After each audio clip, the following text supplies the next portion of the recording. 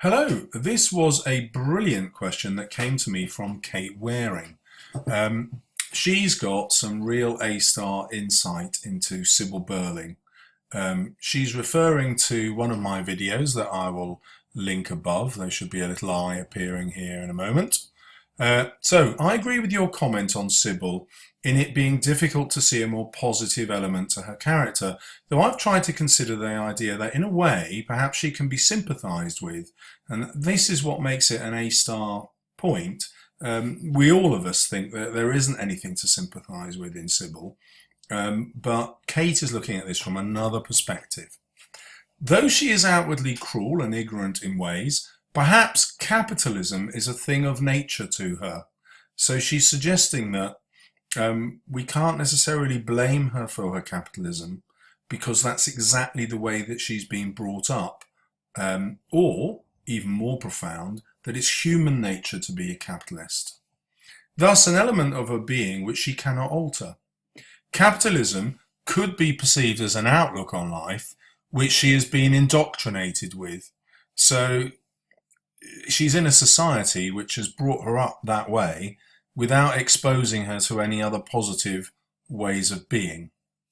So intensely in nurture that she simply is unable to abandon the conservative attitude that she evidently holds, for it's only the young that are sufficiently impressionable and able to fuel Priestley's hope for a new socialist world of justice and equality amongst all. So this is another really sophisticated idea.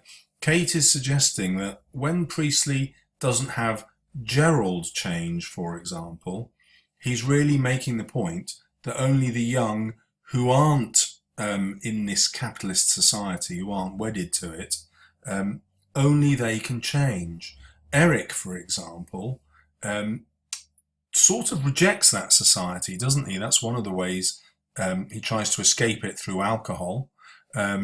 Similarly, he tries to escape it through his relationship with a working class woman, with Eva. And similarly, he tries to escape it by stealing, going against the ideals of his capitalist society.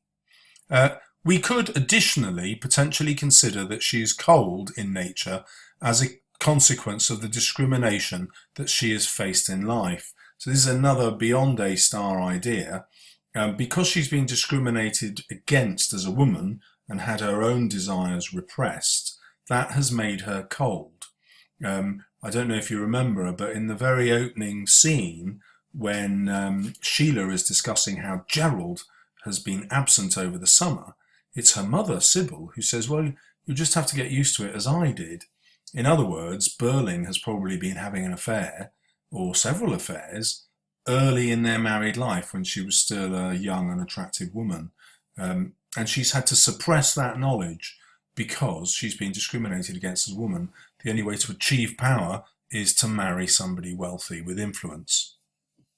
So, and despite her position of aristocracy, well, she's not quite aristocracy here. That would be part of the royal family. However, she is part of the ruling class. And this is clear alone in that she is segregated from her husband at the dinner table. Now, I'd never really considered this before. I'd seen that as an image of how she wants to be in charge, of how she's aloof, holds herself above other people. But Kate is suggesting something fascinating here, that actually it shows that she's still not accepted into the power structure of the family. It's still her husband who's holding this power at the table and excluding her. It could be that she copes with her own suffering through the mistreatment of her peers. So just like Crooks in Of Mice and Men turning on Lenny, we see someone who doesn't have power gaining power by bullying others who she has influence over.